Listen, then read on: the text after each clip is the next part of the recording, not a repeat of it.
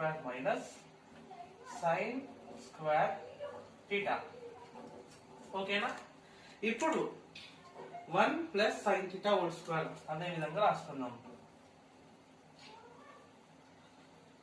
కింద బాగా అబ్జర్వ్ చేయండి. 1 మైనస్ సైన్ స్క్వేర్ థీటా. మనకు ఒక ఐడెంటిటీ ఉంది. Sine square theta plus cos square theta equal to 1. Sine theta అవతల పోతే మైనస్ అవుతుంది.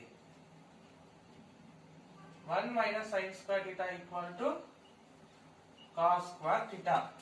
అంటే దీన్ని ఏ విధంగా రాసుకోవచ్చు? కాస్ స్క్వేర్ థీటా ఈ విధంగా రాసుకోవచ్చు. కానీ మనం ఏం ప్రూవ్ చేయాలా? ఇది ప్రూవ్ చేయాలన్నమాట.